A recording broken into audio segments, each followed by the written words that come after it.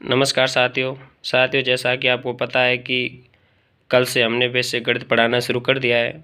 तो साथियों बेसिक गणित में कल हमने आपको पढ़ाई थी संख्या पद्धति, नंबर सिस्टम, और आज हम आपके लिए लेके आए भाजकता के नियम। तो साथियों हम गणित को जीरो लेवल से लेकर उस लेवल तक के लिए ले जाना चाहते हैं जहाँ तक कि कोई भी छात्र किसी भी कंपटीशन के एग्जाम के क्वेश्चन को हल कर पाए। और साथियों मैं कोशिश करूँगा कि सभी छात्रों को अच्छे से अच्छे और ज़्यादा से ज़्यादा समझा सकूं। तो साथियों अब देखते हैं 2 से भाजकता का नियम। जिस संख्या के अंत में 0, 2, 4, 6, 8 हो तो वह संख्या 2 से भाज्य होती है। जैसे 4250, 32,566, 58,744। साथियों इन सभी एग्जाम्पल्स में पीछे 0, 6, 4 आ रहा है। तो साथियों इनमें सब में 2 का भाग जा रहा है तो ये 2 से भाज्य होंगी। 3 से भाजकता का नियम। जिस संख्या के अंकों के योगफल में 3 का पूरा भाग चला जाए तो वह संख्या 3 से भाज्य होती है। जैसे 5286। तो साथियों 5 + 2 + 8 + 6 करने पर आता है 21, और 21 3 से पूरी तरह भाज्य है। तो साथियों ये संख्या भी 3 से पूरी तरह भाज्य होगी। इसी प्रकार देखते हैं 85,761। साथियों इस संख्या के अंकों का योग आ रहा है 27, और 27 3 से पूरी तरह भाज्य है। तो ये संख्या भी 3 से भाज्य होगी। साथियों अब हम देखते हैं 4 से भाजकता का नियम। जिस संख्या के इकाई व दहाई के अंकों में 4 का पूरा भाग चला जाए तो वह संख्या 4 से भाज्य होगी। तो साथियों एग्जाम्पल के लिए हम देखते हैं 15,396। तो इस संख्या में इकाई व दहाई के अंक हैं 96, जो 4 से पूरी तरह भाज्य है। तो साथियों ये संख्या भी 4 से पूरी तरह भाज्य होगी। 5 से भाजकता का नियम। जिस संख्या के अंत में 0 या 5 आए हो तो वह संख्या 5 से पूरी तरह विभाजित होगी। अर्थात साथियों किसी भी संख्या लेते हैं हम और उसके अंत में 0 आए या 5 आए तो वह संख्या 5 से भी पूरी तरह विभाजित होगी। एग्जाम्पल के तौर पर देखते हैं 85,970।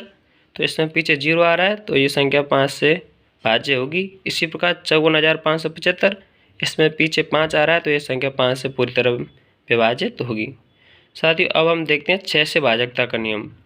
जो संख्या 2 व 3 से पूरी तरह विभाजित हो तो वह संख्या 6 से भी विभाजित होगी। अर्थात साथियों जिन संख्याओं में 2 का पूरा भाग जाए व 3 का भी भाग जाए तो उस संख्या में 6 का भी पूरा भाग जाएगा।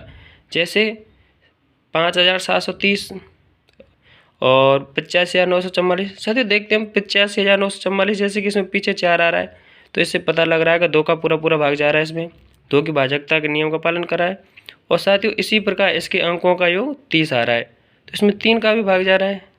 और साथियों यही हमारा नियम कि जिस संख्या में 2 व 3 से पूरी तरह भाग चला जाए तो उस संख्या में 6 का भी भाग जाएगा। तो इस संख्या में 2 का भी भाग जा रहा है, 3 का भी जा रहा है, तो साथ इसमें 6 का भी भाग जाएगा। अब देखते हैं हम 7 से भाजकता का नियम। साथियों दी गई संख्या के इकाई अंक को दोगुना करके, समझने की कोशिश कीजिए साथियों कि दी गई संख्या के इकाई अंक को दोगुना करके शेष संख्या में से घटाते जाते हैं। दी गई संख्या के इकाई अंक को दोगुना करके शेष संख्या में से घटाते जाते हैं। यदि शेष संख्या 7 से कट जाए तो वह संख्या 7 से भाज्य होगी, अन्यथा नहीं होगी। जैसे एग्जाम्पल के लिए 16,807। तो साथ देखें 16,807 में से इकाई का अंक 7 को दोगुना किया 14। अब साथियों बची हुई संख्या 1680 में से 14 घटाते हैं तो बचेगा 1666। 1666 में इकाई का अंक 6 और 6 को हम दोगुना करेंगे तो 166 में से 6 को दोगुना 12 घटाएंगे तो 154 आएगा। इसी प्रकार साथियों 154 में इकाई का अंक 4 को दोगुना करेंगे तो 8 आएगा। तो 15 में से 8 को घटाने पर बचेगा 7, और 7 से पूरी तरह भाज्य है। तो साथियों ये रहा हमारे 7 से भाजकता का नियम। यह कि इकाई अंकों को दोगुना करते जाओ और शेष बचे अंकों में से घटाते जाओ। अब हम देखते हैं साथियों 8 से भाजकता का नियम।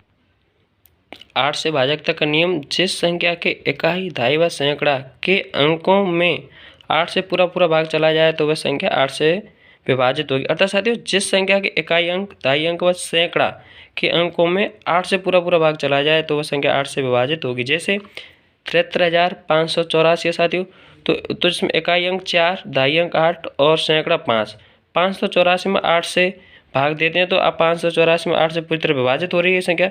और यही हमारा नियम है साथियों कि जिस संख्या के इकाई, दहाई व सैकड़ा के अंकों में 8 से पूरा भाग चला जाए तो उस संख्या में भी 8 का भाग पूरी तरह जाएगा। साथियों अब हम देखते हैं 9 से भाजकता का नियम। जिस संख्या के अंकों के योग में 9 से पूरा भाग चला जाए तो वह संख्या 9 से विभाज्य होगी। अर्थात साथियों कोई भी संख्या है जिसके अंकों के योग में 9 से पूरा भाग चला जाए तो उस संख्या में 9 से विभाग जाएगा।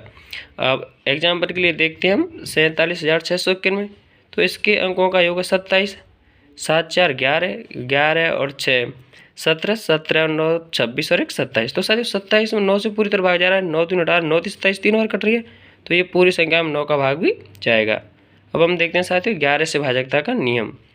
जिस संख्या के सम स्थानों व विषम स्थानों के अंकों का अंतर या तो 0 आ जाए या जो संख्या है वो 11 से भाज्य हो तो वह संख्या 11 से भी भाज्य होगी। साथियों हम कोई भी संख्या लेते हैं, जैसे कि एग्जाम्पल लेते हैं हम 95,744, तो इसके सम स्थानों व विषम स्थानों का योग करें, सम का अलग करेंगे, विषम का अलग योग करेंगे। तो अब हम देखते हैं साथियों इसमें लेते हैं कि एक को छोड़ के एक का योग करना है, 9 + 7 + 4, और इसमें माइनस करते हैं, -5 - 4। तो साथियों देखिए 9 और 5 16, 16 और 4 20, 20 में से हम घटाते हैं साथियों 9, तो बच रहा हमारे पास 11 और 11 11 से भाज्य है, तो यह संख्या अभी 11 से भाज्य होगी। अब हम देखते हैं साथियों 13 से भाजकता का नियम। दी गई संख्या में इकाई अंक को चौगुना करके शेष संख्या में जोड़ते जाते हैं तो अंत में बची संख्या 13 से भाज्य होगी। साथियों दी गई संख्या में इकाई अंक को चौगुना करके और उसी संख्या में जोड़ते जाएंगे। अब हम इकाई अंक को चौगुना करके शेष बचे अंक हैं उनमें उस संख्या को जोड़ते जाएंगे तो बची संख्या 13 से भाज्य होगी। जैसे 11,648, तो साथियों इसमें इकाई अंक है 8, 8 का चौगुना करके जोड़ेंगे हम, तो 1164 में 8 चौको 32, 32 जोड़ेंगे तो 1196, इसमें इकाई का अंक 6, तो 119 में 6 को चौगुना करके 24 जोड़ेंगे तो 143, 143 में इकाई अंक 3 और 3 का चौगुना करके 12, तो 14 में 12 जोड़ेंगे तो 26। तो देखिए साथियों 26, 13 से 13 दूना 26 भाज्य है, तो यह संख्या भी 13 से भाज्य होगी। ये सीधा सा नियम है साथियों। तो किसी भी संख्या के इकाई अंक को चौगुना करके शेष बचे अंकों में जोड़ते जाते हैं और लास्ट में जो हल रिजल्ट निकलेगा वो 13 से भाज्य है, तो वह संख्या भी 13 से भाज्य होगी। इस प्रकार साथियों जैसे हम देखते हैं 10 की भाजकता का नियम, तो 10 को तोड़ सकते हैं हम 2 × 5, तो साथियों जिस संख्या में 2 का भी भाग जाए और 5 का भी भाग जाए तो उस संख्या में 10 का भी भाग जाएगा।